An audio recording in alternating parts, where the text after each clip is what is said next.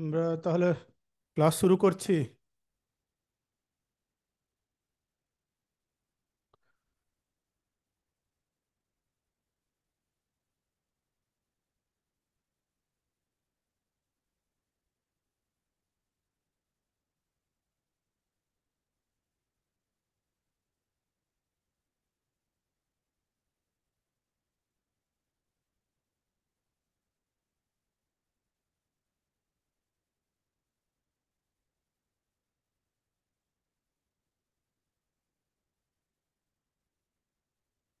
আমি একবার ওম মন্ত্র বলছি, তারপর তোমরা সেটা শুনে উচ্চারণ করবে। ওম।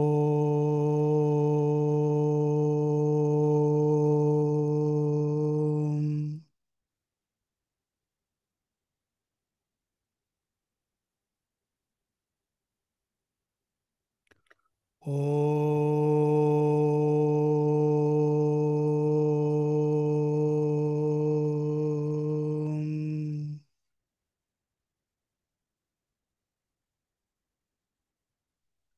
ওম।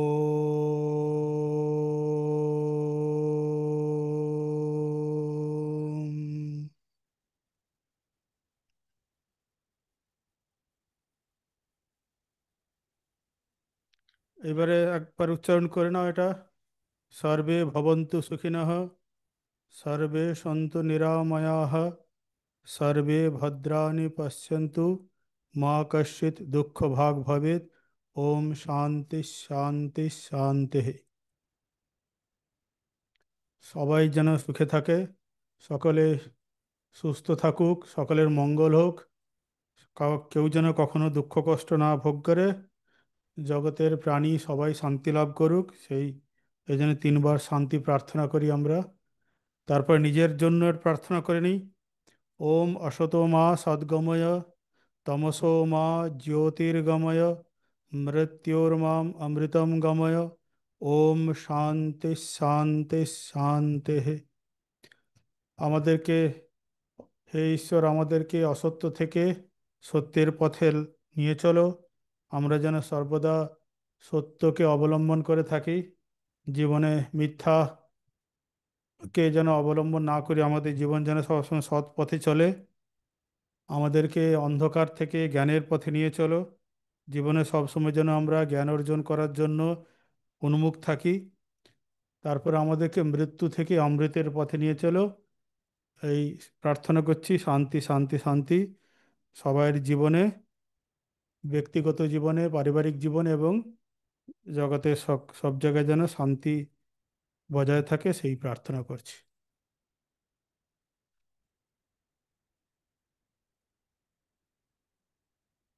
আজকে একটা স্বামীজি এই গল্পটা আমেরিকাতে বলেছিলেন। জড়ভরত। জড়ভরতের গল্প শুনেছি কি আগে? আমেরিকাতে স্বামীজি তো বিভিন্ন জায়গায় বক্তৃতা দিতেন, রামায়ণ মহাভারত ভাগবত টাগবত নিয়ে। ভাগবতে এই গল্পটা আছে। আমাদের অষ্টাদশ পুরাণের মধ্যে একটা অন্য পুরাণ হলো ভাগবত পুরাণ। সেই ভাগবতে এই গল্পটি আছে। গল্পটি কি আছে, যে প্রাচীনকালে ভরত বলে এক রাজা ছিলেন। তিনি এই দেশের, আমাদের যে আজকে যে ভারতবর্ষ নাম হয়েছে, এই ভরতের নাম থেকেই ভারতবর্ষের নাম হয়েছে। তিনি ছিলেন এই ভারতের রাজা। মানে রাজা বলবো না, তিনি তখন তো আহ, মানে পুরো অখণ্ড ভারতেরই হচ্ছে রাজা ছিলেন। কিন্তু তিনি ছিলেন খুব ধার্মিক রাজা। যেমন হচ্ছে কি বীর, তেমনি ধার্মিক। এবং দীর্ঘদিন হচ্ছে কি তিনি রাজ্য শাসন করেছেন। তারপর বয়স হয়ে গেছে। আগেকার দিনে আমাদের নিয়ম ছিল যে গারস্থ আমাদের বৈদিক কালে নিয়ম ছিল প্রত্যেক মানুষের জীবনে চারটে আশ্রম। একটা হলো ব্রহ্মচর্য আশ্রম, মানে গুরুগৃহেতে যেতে হবে, গুরুগৃহে গিয়ে গুরুর কাছ থেকে বিদ্যা অর্জন করতে হবে। এখন তো যেমন তোমরা বিদ্যা অর্জন করছো, তোমরা কি ব্রহ্মচর্য আশ্রমে আছো, স্কুলে যাচ্ছ, পড়াশোনা করছো। তারপর যখন স্কুল টুল শেষ হয়ে যাবে, এরপর কোথায় যাবে না, চাকরি বাকরি করবে, সংসার করবে, দায়িত্ব থাকবে, সেটাকে বলছে গার্হস্থ আশ্রম। তারপরে যখন রিটায়ার করে যাবে, 60 বছর বয়স হয়ে যাবে, রিটায়ারমেন্ট হবে, তারপরে কি হবে না, বানপ্রস্থ আশ্রম। বানপ্রস্থ আশ্রম মানে কি আগেকার দিনে সব কিছু সংসার টংসার ত্যাগ করে বনে জঙ্গলে গিয়ে নির্জনে ঈশ্বরের নাম টাম করা, এইসব হচ্ছে করতে রাখে। তারপরে শেষ বয়সে সন্ন্যাস আশ্রম। তা সেই রকম রাজা তখন বয়স হয়ে গেছে, পরবর্তী তাদের পুত্রকে রাজ্যের দায়িত্ব দিয়ে তিনি তখন হচ্ছে গিয়ে বানপ্রস্থ অবলম্বন করার জন্য বেরিয়ে পড়লেন। হিমালয়ের পাদদেশে উপস্থিত হয়েছেন, একটি নদী আছে, সেই নদীর ধারে একটা ছোট্ট একটা কুঠির বানিয়ে ফেলেছেন, লতা পাতা গাছ এইসব দিয়ে সেগুলো একটা ছোট্ট কুঠির করলো, এবং সেই সেই ছোট্ট কুঠিরে বাস করলেন, এবং সেখানে সামান্য ভিক্ষা টিক্ষা করে অন্ন গ্রহণ করা, এবং কি করতেন সারাদিন ভগবানের ধ্যান জপ চিন্তা ভাবনার মধ্যে দিন কাটাচ্ছেন। তো একদিন তিনি ও নদীতে স্নান করতে গেছেন, তারপর দূরে দেখতে পেলেন যে একটি হরিণ জল খাচ্ছে। সে হরিণ নয়, হরিণী। আর সেই হরিণী ছিল হচ্ছে গিয়ে আহ, আহ, মানে তার অন্তঃসত্ত্বা, মানে তার হচ্ছে গিয়ে পেটে আরেকটা বাচ্চা ছিল আর কি। সে হরিণী জল খেতে খেতে হঠাৎ হিমালয়ের চূড়া থেকে একটা বাঘের হচ্ছে কি হুংকার শুনতে পেয়েছে। আর সেই বাঘের হুংকার শুনতে পেয়ে হরিণী ভয় পেয়ে দৌড়াতে গিয়ে হঠাৎ পড়ে যায় এই নদীর জলে, আর সঙ্গে সঙ্গে মারা যায়, এবং সেই সঙ্গে সঙ্গে তার পেটে একটা বাচ্চা ছিল, সেই বাচ্চাটাও প্রসব করে হরিণটা মারা যায়। আর সেই বাচ্চাটা এই নদীর জলে ভেসে যেতে শুরু করে। তা সেইটা দেখে ভরত দেখে হচ্ছে কি তার মনে কষ্ট হলে সে সঙ্গে সঙ্গে এ সাঁতার দিয়ে গিয়ে সেই হরিণ যে বাচ্চাটাকে কোলে করে তুলে নিয়ে তাকে বাঁচালো, নিয়ে তার হচ্ছে কি আশ্রমে নিয়ে এসে রাখলেন। তারপরে সেই হরিণটাকে ঘাস লতা পাতা এইসব দিয়ে তাকে হচ্ছে কি আদর যত্ন করে বড় করে তুলছে। সারাক্ষণ তার হরিণটাকে নিয়ে চিন্তা, কারণ যদি বাঘ পাছে হচ্ছে কি বাঘ তাকে খেয়ে ফেলে, এই জন্য সারা দিনটা সবসময় হচ্ছে কি তাকে নিজের নজরেই রেখেছে হরিণটাকে। তারপরে এরকম হরিণটাকে আর সারাদিন হচ্ছে কি তার জপ ধ্যান তপস্যা সব হচ্ছে গিয়ে মাথায় উঠেছে, যে এর রাজ্য ত্যাগ করে এসে এই আশ্রম করে কুঠিয়া করে আছেন, সে কিসের জন্য না ভগবানের চিন্তা করার জন্য। সেই ভগবানের চিন্তা করা তিনি হচ্ছে কি ভুলে গেছেন, সারা দিন হচ্ছে কি সবসময় হরিণীটার সম্বন্ধেই চিন্তা করছে। তো চিন্তা করতে তারপর হরিণটা ধীরে ধীরে একদিন বড় হওয়ার পর একদিন আশ্রম থেকে কোথাও বেরিয়ে চলে যায়। তারপর তো অনেকক্ষণ ধরে ভরত হচ্ছে গিয়ে এদিক ওদিক করে জঙ্গলে নদীর ধারে চারিদিকে হচ্ছে কি সারাদিন খুঁজে টুজে এসে হরিণটাকে খুঁজে পেল না। তারপর তার চিন্তা করতে লাগলো, ভাবলো যে আরে বাঘ তাকে খেয়ে ফেলেছে কিনা, বা কোথায় গেল, রাস্তা হারিয়ে ফেলে গেছে কিনা। এইরকম দিনের পর দিন কেটে গেছে, 1 মাস হয়ে গেল, হরিণ আর হচ্ছে আশ্রমে ফিরে আসেনি। তা এইভাবে হরিণের অপেক্ষা করতে করতে যে কোনোদিন হয়তো হরিণটা একদিন ফিরে আসবে, তা এরকম করতে করতে একদিন বয়স হয়ে গেছে, তার শরীরটা চলে গেল। আর সেই শরীর যাওয়ার পর পরের জন্মে আবার কি হয়েছে না, হরিণ হয়ে সে নিজেই জন্মগ্রহণ করেছে। কেন না, ওই যে আমাদের শাস্ত্রে আছে যে মৃত্যুকালে আমরা যা চিন্তা করব, মানুষ সেটাই হচ্ছে কি নিয়ে জন্মগ্রহণ করে সেই বাসনাটা নিয়ে। সেই জন্য ভরত মৃত্যুকালে ওই হরিণের কথা চিন্তা করতে মারা গেছিল বলে পরের জন্ম কি না সে হরিণ হয়ে জন্মগ্রহণ করলো। কিন্তু হরিণ হয়ে জন্মগ্রহণ করলেও ওই জাতিস্বর হয়ে জন্মেছে। জাতিস্বর মানে কি অনেক সময় দেখা যায় কি অনেক মানুষ, কিছু কিছু মানুষ পূর্ব জন্মে হচ্ছে কি তার কোথায় সে জন্মগ্রহণ করেছিল কি করেছিল সেইগুলো সে হচ্ছে কি মনে রাখতে পারে পরের জন্ম। কিছু মানে কদাচিৎ কিছু কিছু এরকম লোক দেখা যায় জাতিস্বর আছে, থাকে। তারা হচ্ছে আগের জন্মে কোথায় সেই জন্ম হয়েছিল, কি কোন ফ্যামিলিতে, কোন গ্রামে, এরকম তারা অনেকে বলতে পারে। সেই ভরত যেহেতু তপস্যা টপস্যা কিছু করেছিল, সেই জাতিস্বর হয়ে হরিণ হয়ে জন্মেছে, কিন্তু জাতিস্বর হয়ে জন্মগ্রহণ করেছে। হরিণ তখন সেই ভরত হরিণ ভাবলো যে আগের জন্মে আমি হচ্ছে কি হরিণ চিন্তা করেছিলাম, সেই জন্য এই জন্মে আমি হরিণ হয়েছি, আমার ভগবানের চিন্তা করা উচিত ছিল। সেই জন্য সে অন্যান্য হরিণের থেকে একটু আলাদা। অন্যান্য হরিণের মতো সে কি বলে বনে জঙ্গলে ঘুরে বেড়ায় না।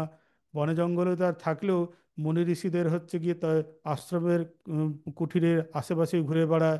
মুনি ঋষিরা যে কি বলে উপনিষদ গীতা এইসব পাঠ করছে, তাদের যাগযজ্ঞ বেদ পাঠ ধর্মকথা এসে শুনতে থাকে, অন্যান্য হরিণের থেকে একটু আলাদা। তারপর এরকমভাবে যে কি জীবন কাটতে কাটতে হরিণ হয়ে মারা গেল।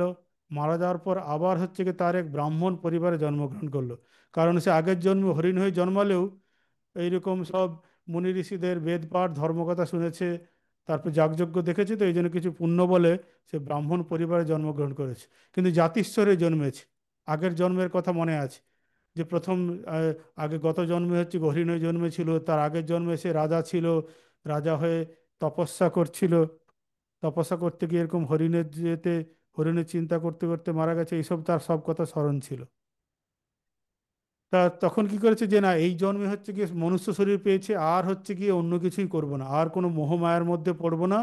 সেজন্য কি করেছে, সে জন্ম থেকেই আর কারোর সঙ্গে কোনো কথাই বলে না, সারাক্ষণ হচ্ছে কি চুপচাপ করে বসে থাকে। কেউ কিছু প্রশ্ন করলে কোনো কিছু তার উত্তর দেয় না। অতএব এইভাবে তখন বাড়ির সবাই বলল যে এ নিশ্চয়ই হচ্ছে গিয়ে পাগল, আর হচ্ছে গিয়ে বোবা। সেই জন্য আর ধীরে ধীরে হচ্ছে কি বড় হলেও বেশ শরীরে সামর্থ্য টামর্থ্য ছিল। তার বাবা মা যতদিন বেঁচে ছিল ততদিন কোনো কষ্ট নেই। বাবা মা শরীর যাওয়ার পর দাদারা তাকে হচ্ছে গিয়ে খুব অবহেলা করতো।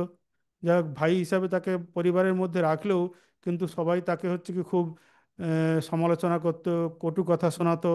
বাড়ির হচ্ছে গিয়ে বৌদি টৌদিরা তাকে গালিগালাজ করতো, খুব মানসিক কষ্ট দিত। আর হচ্ছে কি সে চুপচাপ করে সব সহ্য করে যেত, কোনো কিছুই কথা বলতো না, সারাদিন এক জায়গায় চুপচাপ বসে থাকতো। সেই জন্য তার নাম, এক জায়গায় জড়ো হয়ে বসে থাকতো বলে তার নাম হলো জড় ভরত। এই জন্য এই গল্পের নাম জড় ভরত। তা দাদারা হচ্ছে কি কোনো কাজ দিলে সে কোনো কিছু উত্তর না করে সেই কাজটা সারাদিন কিন্তু করতে থাকতো। আবার যখন তাদের দাদারা এসে বলতো যে এখন আর করতে হবে না, তখন সে কাজটা বন্ধ করে দিত। কিন্তু এত হচ্ছে কি বাড়ির লোকেরা মানসিকভাবে অত্যাচার করতে শুরু করলো, তখন সেই জড় ভরত বাড়ি ছেড়ে দিয়ে অন্য দূরে হচ্ছে কি জঙ্গলের মধ্যে গিয়ে একটা গাছের তলায় বসে আছে। এমন সময় সেই রাস্তা দিয়ে একটা রাজা তার পালকিতে করে সব সৈন্য সামন্ত নিয়ে যাচ্ছে, পালকিতে চেপে। তা পালকিতে যেতে যেতে পালকিতে চারজন মিলে কাঁধে করে নিয়ে যায়, তো তা একজন অসুস্থ হয়ে পড়েছে। তখন তারা রাস্তার ধারে ওই জড়ভরতকে দেখে তাকে গিয়ে বললো যে স্বাস্থ্য রাস্তা ভালো, চলো তুমি রাজা, তোমার হচ্ছে কি তুমি যে রাজার পালকি বয়ে দাও, তাহলে তোমার রাজা তোমাকে বকশিস দেবে, বলে তাকে নিয়ে গেল, কোনো উত্তর দিল না। তা রাজার পালকি বয়ে বয়ে বয়ে নিয়ে যাচ্ছে, কিন্তু আগে কখনো এরকম কাঁধে করে পালকি বওয়ার অভ্যাস নেই, খুব কষ্ট হচ্ছে, চলতে পারছে না। তা পালকি হচ্ছে নড়ে নড়ে উঠছে। তখন রাজা জিজ্ঞাসা করছে পালকি নড়ে কেন? তখন তারা হচ্ছে তার যে পালকি যারা বহন করে তারা বলল, সেবকরা, যে রাজামশাই আমাদের একজন সেবক অসুস্থ, সেই জন্য এখন এই লোকটিকে আমাদের হচ্ছে গিয়ে পালকি বহার জন্য সঙ্গে নিয়েছি, কিন্তু এ তো হচ্ছে গিয়ে ঠিক মতো করে চলতে পারছে না, মাঝে মাঝে হোঁচট খাচ্ছে। তখন রাজা তাকে নিয়ে মজা করছে, তাও হচ্ছে গিয়ে সে কোনো মতো কষ্ট করে চলছে, আবার মাঝে হোঁচট খেয়ে গেল, পালকি তো পড়ে যাওয়ার উপক্রম। তারপর তখন রাজা রেগে গিয়ে তাকে খুব ভর্ৎসনা করতে লাগছে। তখন আর এই ভর্ৎসনা সহ্য করতে না পেরে জড়ভরত তখন হচ্ছে কি আর নিজেকে মুখ আর চুপ করে থাকতে পারেনি। তখন কি করছে না, তখন এসে এসে রাজাকে সব জ্ঞানের কথা হচ্ছে কি বলতে শুরু করলো। রাজা তখন শুনে তো অবাক, রাজাও কিছু ধর্মশাস্ত্র শাস্ত্র পড়েছে। তা এই এই লোকটির কথা শুনে যে দেখলো যে এ তো যে সে সাধারণ লোক নয়, সে তো হচ্ছে খুব পণ্ডিত বিদ্বান। তারপরে সেই রাজা তার সঙ্গে অনেকক্ষণ বাক্যালাপ করলো, অনেক শাস্ত্রীয় কথা শুনলো, এবং সেই রাজা তখন বললো যে আগের আগের জন্মের কথা, এই করেছি তার ফল। এইসব জেনে তখন রাজা খুব সন্তুষ্ট হয়ে তাকে প্রণাম জানিয়ে তাকে অনেক কিছু অর্থ টর্থ দিয়ে পালকি করে আবার চলে গেল। রাজা তারপর বিদায় নিল, কিন্তু আবার সেই জড়ভরত আগের মতো করে সেই বললো যে না, এই জন্মেই হচ্ছে কি আমাকে জ্ঞান লাভ করতে হবে, বলে আবার সেই জঙ্গলে গিয়ে তপস্যা শুরু করলো। করে আবার ঈশ্বর লাভ করে মৃত্যু হলো, এবং মৃত্যুর পর তার হচ্ছে কি মুক্তি হয়ে গেল। তার মানে এই গল্পের একটা মূল সার কথা যে স্বামীজি বলছেন, ওই প্রথম যে জন্মে হচ্ছে কি রাজা ওই ভয় হরিণের কথা চিন্তা করতে করতে মারা যাচ্ছিল। মানে মানুষ যেটা নিয়ে চিন্তা করে তাতে এত তন্ময় হয়ে যায় যে তখন অন্য জগৎ ভুলে যায়। সেই জন্য তাতে মানুষ যদি হচ্ছে গিয়ে ভালো চিন্তা করে, তাহলে সে কি হবে না, ভালো হচ্ছে কি তার জীবনে উন্নতি হবে। তোমরা স্যার আইজ্যাক নিউটনের গল্প শুনেছো তো? যে আইজ্যাক নিউটন যখন ওই এ নিয়ে, যখন মাধ্যাকর্ষণ হচ্ছে কি তত্ত্ব নিয়ে, মাধ্যাকর্ষণ তত্ত্ব নিয়ে যখন হচ্ছে গিয়ে এই যে উম, সব তত্ত্ব যখন নিয়ে চিন্তা করতেন, তখন নিউটন কি করতো, না এত হচ্ছে গিয়ে সেই মানে বিজ্ঞানের বিষয় নিয়ে এত তন্ময় হয়ে যেত যে খাওয়া দাওয়া ভুলে যেত। একদিন কি করেছেন, সেই বিজ্ঞানের চর্চা করতে করতে খিদে পেয়ে গেছে। তা হঠাৎ কি মনে হলো যে কি খাবে, তাড়াহুড়ো করে কিছু তো নেই যে কি খাওয়া যায়। তখন হচ্ছে গিয়ে বাড়িতে হচ্ছে ডিম ছিল, বলে ডিম সেদ্ধ করা যাক। বলে হচ্ছে গিয়ে কেটলিতে জল দিয়েছে, জল দিয়ে কি করেছে যে একটা ডিম দিয়ে, ডিম দেওয়ার কথা ভেবে তারপরে ভুল করে কি করেছে হাতের যে, আচ্ছা 5 মিনিটের মধ্যে বেশি সময় দেওয়া চলবে না, কারণ আবার গিয়ে নতুন কিছু হয়তো মাথার মধ্যে কিছু তত্ত্ব বা কিছু এসেছে, এটা খাতা লিখে ফেলে দেবে, নাহলে ভুলে যাবে তো। সেই জন্য বললো যে না, বেশি সময় দেওয়া যাবে না, এই ডিমটা 5 মিনিটের মধ্যে সেদ্ধ করে খেয়ে হচ্ছে কি আমার আবার পড়াশুনো কাজ করতে হবে। সে ভুল করে কি ডিমটা হচ্ছে কি জলের মধ্যে কেটলিতে না দিয়ে কি করেছে, না সে নিজের হাতের ঘড়িটা ওই কেটলির মধ্যে দিয়ে হাতে হচ্ছে কি ডিমটা নিয়ে দাঁড়িয়ে আছে। কিছু অনেকক্ষণ বাদে তার হঠাৎ মনে পড়লো, আরে ডিম সেদ্ধ করতে এসেছি, খিদে পেয়েছে। গিয়ে দেখে না কেটলির মধ্যে হচ্ছে কি হাতের ঘড়িটা ছিল, সেইটা ওখানে দিয়ে দিয়েছে, আর হাতের মধ্যে ডিমটা ধরা আছে। তার এইরকম ভাবে তিনি হচ্ছে গিয়ে তন্ময় হয়ে যেতেন। তিনি এইভাবে হচ্ছে গিয়ে তন্ময় হতে পারতেন বলেই, তার মনের একাগ্রতা সেই রকম ছিল বলেই, সেই জন্য হচ্ছে গিয়ে আপেল যখন গাছ থেকে পড়ে, তখন তার মধ্যেই প্রথম প্রশ্ন জাগে যে আপেলটা মাটিতে পড়ে আকাশে উপরের দিকে গেল না কেন, মাটিতে পড়লো কেন। প্রথম কিন্তু তার মধ্যেই হচ্ছে গিয়ে মনের মধ্যেই প্রশ্ন জাগে। আর আগেও কিন্তু আপেল পড়া অনেকেই দেখেছে, ঠিক আছে, কিন্তু কারোর মনে কিন্তু এই প্রশ্ন হয়নি যে আপেলটা উপর থেকে নিচে কেন পড়লো, উপরে গেল না কেন। তা তার মধ্যে প্রথম হচ্ছে গিয়ে এই এটা আসে, যে প্রশ্নটা আসে যে মাটিতে কেন পড়লো, উপরে গেল না কেন। তারপরে কি করলো, না সেই বিষয় নিয়ে চিন্তা করতে করতে, মনের গভীরে চিন্তা করতে করতে কি করেছে, না মাধ্যাকর্ষণ তত্ত্ব হচ্ছে গিয়ে আবিষ্কার করে। সেই রকম যদি আমরা এই জড়ভরতের মতো যদি হচ্ছে কোনো বিষয় যদি তন্ময় হয়ে চিন্তা করি, তাহলে কি হবে, না আমরাও হচ্ছে কি সেই রকম জটিল জিনিস আমাদের কাছেও প্রকাশিত হবে।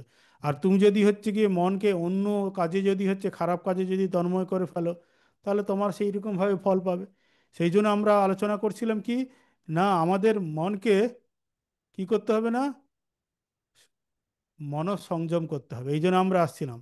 আগের দিন দেখো আমরা বলেছিলাম, এই যে দেখো কত রকম বলেছি যে মনঃসংযম যদি অভ্যাস করো তার কত হচ্ছে উপকারিতা আছে।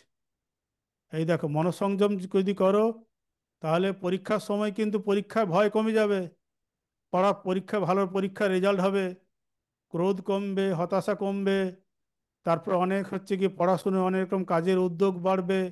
এইরকম অনেক কত দেখেছো, আমি অনেক রকম লিস্ট করেছি। আমাদের মনঃসংযম যদি করি, অভ্যাস করি, তাহলে তার এতগুলো উপকারিতা আছে।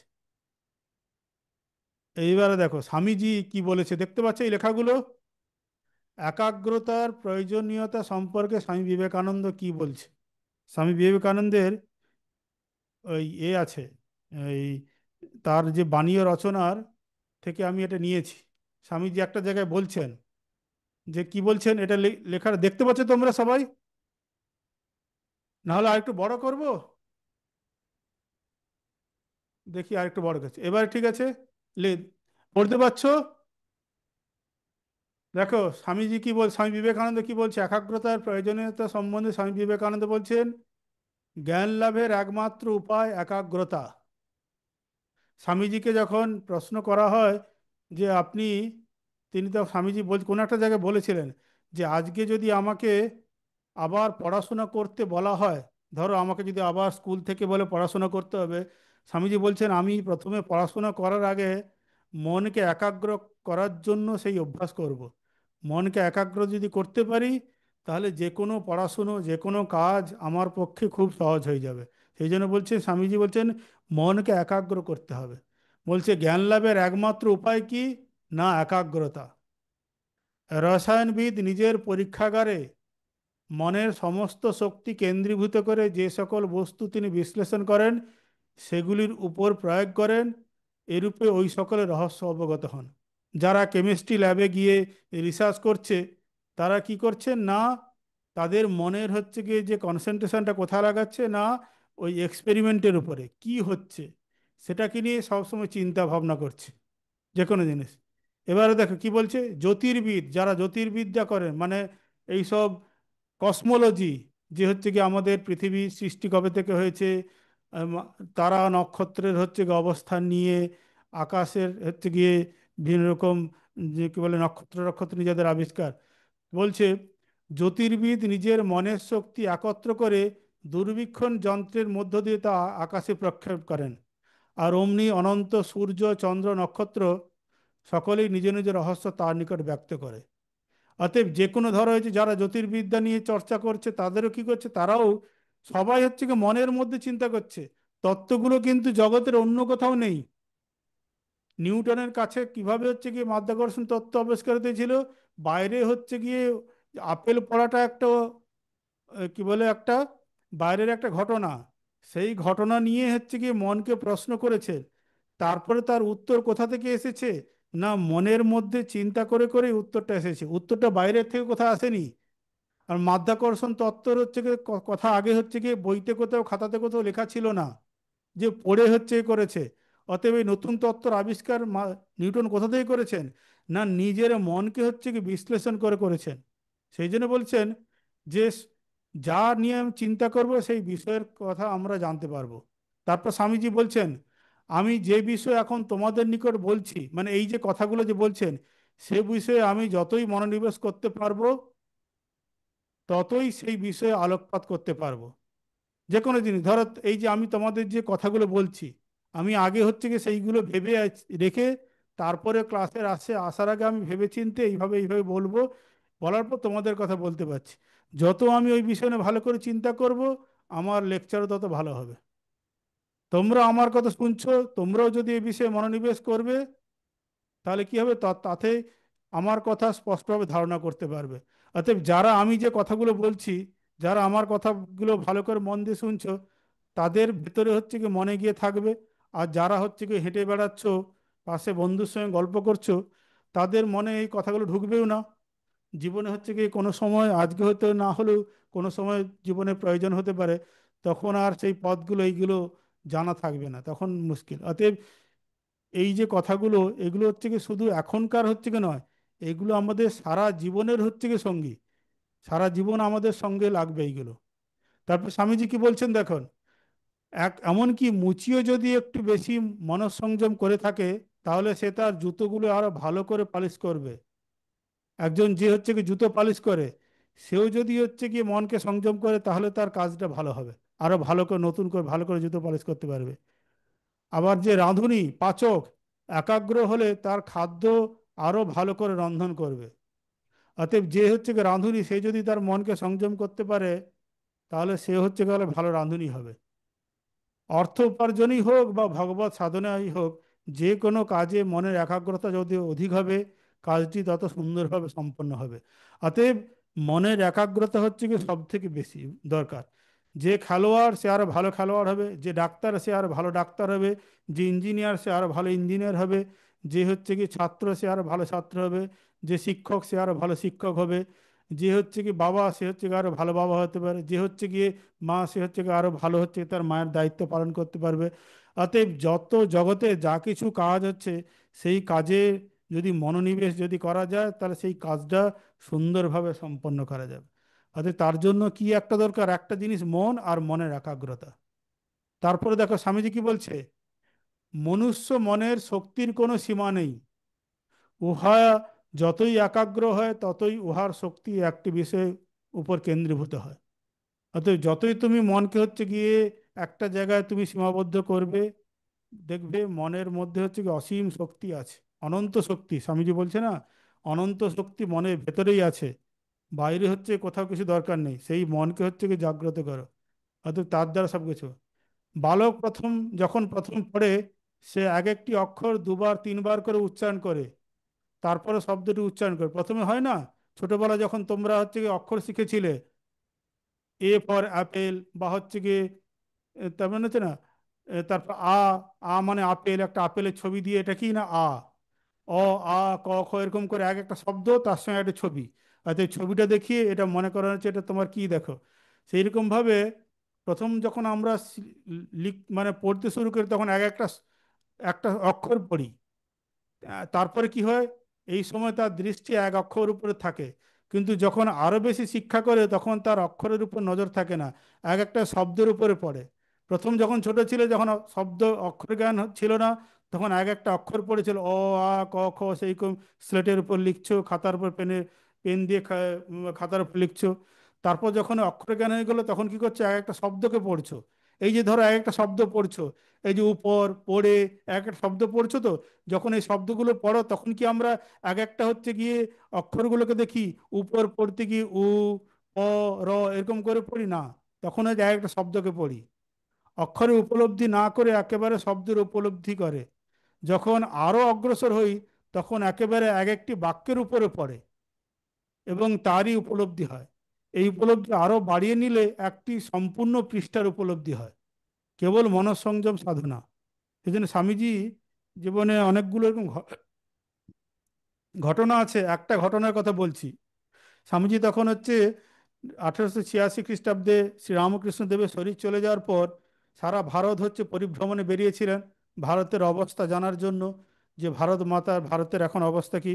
তা তিনি হচ্ছে ওই খেতড়ির যে রাজস্থানের কি বলে, এম, গুজরাটে হচ্ছে গিয়ে খেতড়িতে গিয়েছিলেন, খেতড়ি রাজার বাড়িতে ছিলেন বেশ কিছুদিন। এবং সেখানে থাকাকালীন সেই খেতড়ি রাজার একটা ভালো লাইব্রেরি ছিল। তিনি করতেন কি, প্রত্যেকদিন লাইব্রেরি থেকে নিয়ে এসে এক একটা বই তুলতেন, বইগুলো নিয়ে গিয়ে একটা ওই খেতড়ির রাজার হচ্ছে গিয়ে দেওয়ানকে বলা ছিল, সে দেওয়ান গিয়ে প্রত্যেকদিন একটা করে স্বামীজির হচ্ছে জন্য একটা করে লাইব্রেরিতে বই নিয়ে আসতেন, স্বামীজি পড়তেন। আর হচ্ছে গিয়ে সেই দেওয়ানের হাতে বলতেন লাইব্রেরি থেকে বইটা জমা দিয়ে দাও, বলে পরের দিন আবার একটা বই নিয়ে আসতেন। এরকম করে প্রত্যেকদিন লাইব্রেরিয়ান দেখছে যে যে ক্ষেত্রীর দারোয়ান এক একটি করে প্রত্যেকদিন একটা করে বই নিয়ে যাচ্ছে, আবার ফেরত দিচ্ছে, আবার নিয়ে যাচ্ছে, ফেরত দিচ্ছে। তখন লাইব্রেরিয়ান একদিন বলছে, আচ্ছা এই বইগুলো কার জন্য আপনি নিয়ে যান, আর প্রত্যেক দিন একটা করে বই ইস্যু করেন, আবার পরের দিন সেটা ফেলে দিয়ে যান, যে কার জন্য নিয়ে যাচ্ছেন, যিনি যার জন্য নিয়েছেন তিনি কি পড়েন? তখন তিনি বলেন যে হ্যাঁ, আমি তো আমার নিজের জন্য নিয়ে যাই না, এই রাজামশায়ের একজন অতিথি এসছেন, একজন স্বামীজি এসছেন, তিনি হচ্ছে গিয়ে পড়েন, আর প্রত্যেক দিনই হচ্ছে একটা বই নিয়ে যান, আমাকে নিয়ে আসতে বলেন, আমি সেটা নিয়ে যাই, আর ওনার পড়া হয়ে যায়, উনি আমাকে বলেন, আমি ফেরত দিয়ে আরেকটা বই নিয়ে যাই। বলে উনি কি প্রত্যেক দিন পড়েন? তা স্বামীজিকে গিয়ে সে দেওয়ান গিয়ে গিয়ে বলছে যে এরকম লাইব্রেরিয়ান বলছিল। তখন স্বামীজি সেই লাইব্রেরিতে গেছে, বলছেন যে হ্যাঁ, আমি প্রত্যেক দিন এক একটা বই নিয়ে যাই, আর হচ্ছে গিয়ে আমি পড়ি। বলছে আপনি এক একটা এই বই, মোটা মোটা বই এক একদিন এক একটা পড়েন? বলে হ্যাঁ, পড়ি। বলছে আপনি আপনি তখন স্বামীজি বলছেন আপনি প্রশ্ন করুন লাইব্রেরিয়ানকে, বলছেন। তখন লাইব্রেরিয়ান একটা মোটা বই নিয়ে খুলে আরবিটাইলে বিভিন্ন জায়গা থেকে মানে খুলে হচ্ছে কি প্রশ্ন করছেন, স্বামীজি উত্তর দিয়ে দিয়েছেন। তখন তো সেই লাইব্রেরিয়ান অবাক হয়ে গেল, বলছি আর স্বামীজি আপনি কি করে হচ্ছে গিয়ে এই বই কি আপনি আগে পড়েছিলেন? বলছে না, আমি গতকাল রাত্রি আপনার কাছ থেকে নিয়ে পড়েছি। বলছি এটা কি করে সম্ভব? আমি যা হচ্ছে গিয়ে একদিনে একটা মানুষের পক্ষে এরকম মোটা বই, এইরকম মোটা বড় ভলিউমের বই, বলে একদিনে এত পেজ আপনি কি করে পড়েন, আর সেটা মনে রাখেন কি করে? স্বামীজি বলছেন যে আমি, বলছে এগুলো সবই হচ্ছে গিয়ে সম্ভব।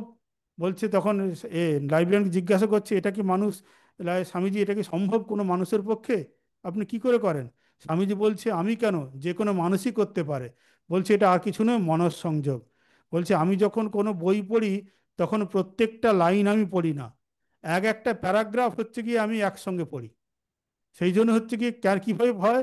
বলছে না, এটা মনঃসংযম যদি অভ্যাস করা যায়, তাহলে যে কোনো ব্যক্তি করতে পারবে, আর কিছু না, এটা সবার পক্ষে করা সম্ভব। ঠিক আছে, আজকে তোমাদের স্কুল বেরিয়ে যাচ্ছে, সময় হয়ে গেছে, আমি এখানে শেষ করছি, পরের দিন আমরা আবার এটা নিয়ে আলোচনা করব। ওম শান্তি শান্তি শান্তি, হরি ওম তৎসৎ। শ্রীরামকৃষ্ণার্পণমস্তু।